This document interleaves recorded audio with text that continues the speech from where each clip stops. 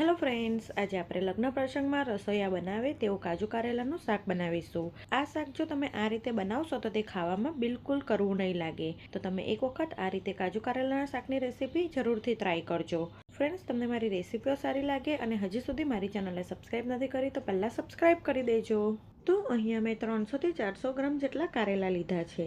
તો પહેલાં કારેલાના ઉપર અને નીચેનો ડીટીયાનો ભાગ કટ કરી પિલરની મદદથી થોડા ઉપરથી છોલી લઈશું. અહીં કારેલાને વધારે નથી છોલવાના. કારેલાનું શાક બનાવવા માટે કારેલા હંમેશા લાંબા, કુમળા અને ફ્રેશ લેવાના, એટલે તેની અંદર પાકા બિયા ના નીકળે. અને જો કંઈક મોટા બિયા હોય તો તમારે તેને કાઢી નાખવાના. કારેલા છોલી આ રીતે આપણે લાંબી ચિપ્સમાં કટ કરી લઈશું. અહીં તમે કારેલાને ગોળ રિંગમાં પણ કટ કરી શકો છો.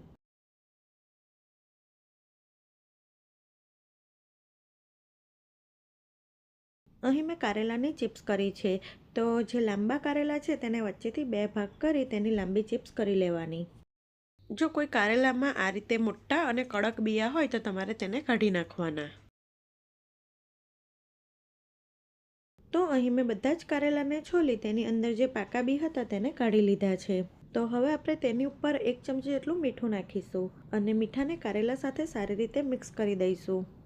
એટલે કારેલામાં રહેલું પાણી છૂટું પડશે અને કારેલામાં જે કડવાશ હોય તે મીઠાના પાણી સાથે નીકળી જાય. એટલે કારેલામાં જે કડવાશ હશે તે ઓછી થઈ જશે. હવે કારેલાને 10 થી 15 મિનિટ માટે રહેવા દઈશું. તો લગભગ 10 મિનિટ જેવું થઈ ગયું છે. હવે થોડા કારેલા લઈ બંને હાથે આ રીતે નીચોવી દેવાના. એટલે કારેલામાં જે કડવું પાણી નીતરી જશે. એટલે કારેલામાંથી જે પાણી છૂટું પડ્યું હશે તે નીતરી જશે. આ રીતે શાક બનાવશો તો શાક ખાવામાં બિલકુલ કડવું નહીં લાગે. અને તમે જોઈ શકો છો કારેલા પહેલાં કરતાં સોફ્ટ થઈ જશે. તો અહીં મેં બધા જ કારેલામાંથી પાણી નિતારી લીધું છે. હવે આપણે તેનો વઘાર કરીશું. તો એક જાડા તળિયાવાળી કઢાઈ લઈ તેમાં આપણે 2 થી 3 ચમચી જેટલું તેલ ગરમ કરવા મૂકીશું. તેલ ગરમ થાય એટલે અહીંયા મેં 3-4 કપ જેટલા કાજુના ટુકડા લીધા છે.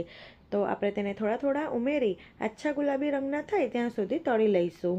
અહીંયા કાજુને તળાતા વધારે સમય નથી લાગતો, એટલે ગેસની ફ્લેમ સ્લો ટુ મીડિયમ રાખીને તળી લેવાના. તો અહીં લગભગ 2 થી 3 જ મિનિટમાં આપણા કાજુ એકદમ સરસ તળાઈ ગયા છે. તો તેને આપણે તેલમાંથી નિતારી એક પ્લેટમાં કાઢી લઈશું.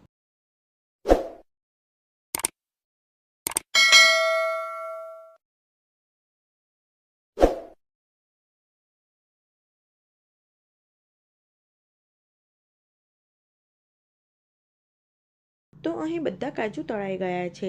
હવે એ જ તેલમાં આપણે અડધી ચમચી જેટલું જીરું નાખીશું. સાથે 1/4 ટેબલસ્પૂન જેટલી હિંગ નાખીશું. પછી 2 ટેબલસ્પૂન જેટલા તલ અને અડધી ટેબલસ્પૂન જેટલી હળદર નાખી મિક્સ કરી દઈશું. આ રીતે વઘારમાં હળદર નાખવાથી તેનો કલર સારો આવે છે અને તે ખાવામાં કાચી નથી લાગતી. હવે તેમાં જે કારેલાની ચિપ્સ નિતારીને રાખી છે તે ઉમેરી દઈશું. હવે બધું સારી રીતે મિક્સ કરી દઈશું. તો કારેલાને તળ્યા વગર જ આ શાક ઓછા તેલમાં એકદમ સરસ બને છે. અને ગેસની ફ્લેમ સ્લો રાખી ઢાંકણું ઢાંકી શાકને થવા દઈશું. વચ્ચે શાકને તમારે મિક્સ કરતા રહેવાનું, એટલે તે તળિયેથી બળી ના જાય.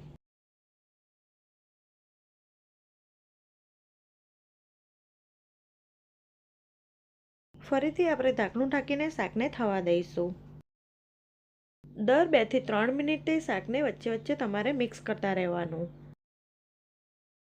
આ શાકને બનતા લગભગ 8 થી 10 મિનિટ જેટલો સમય લાગે છે. તો હજી આપણે શાકને ઢાંકીને 3 થી 4 મિનિટ માટે થવા દઈશું.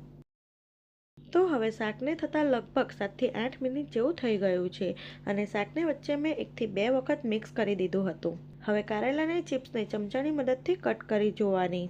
જો તે સરળતાથી તૂટી જાય એટલે સમજવાનું કારેલા સતળાઈ ગયા છે, એટલે કે બફાઈ ગયા છે. તો હવે આપણે તેમાં બાકીના મસાલા કરી દઈશું. તો અડધી ચમચીથી પણ ઓછું મીઠું ઉમેરીશું. આપણે મીઠું આગળ નાખ્યું હતું એટલે મીઠું નાખવામાં થોડુંક ધ્યાન રાખવાનું. પછી 1 ચમચી ધાણા જીરું પાવડર, 2 ચમચી કાશ્મીરી લાલ મરચું પાવડર, 1 ચમચી આમચૂર પાવડર. આમચૂર પાવડરની જગ્યાએ તમે અડધા લીંબુનો રસ પણ નીચવી શકો છો. અડધી ચમચી ગરમ મસાલો, સાથે 1/2 ટેબલસ્પૂન જેટલું ડેસિકેટેડ કોકોનટ ઉમેરી બધા જ મસાલાને સારી રીતે મિક્સ કરી દઈશું.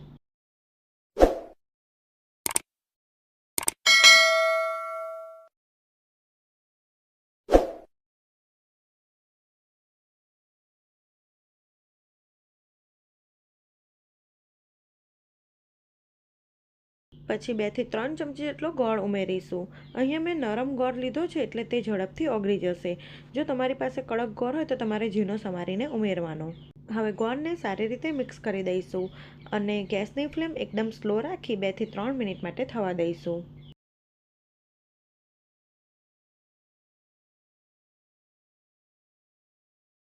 તો અહીં લગભગ 2 થી 3 જ મિનિટમાં ગોળ એકદમ સરસ ઓગળી ગયો છે. હવે છેલ્લે તેમાં ફ્રાય કરેલા કાજુના ટુકડા ઉમેરી દઈશું અને તેને સારી રીતે મિક્સ કરી દઈશું. પછી ગેસની ફ્લેમ બંધ કરી દઈશું.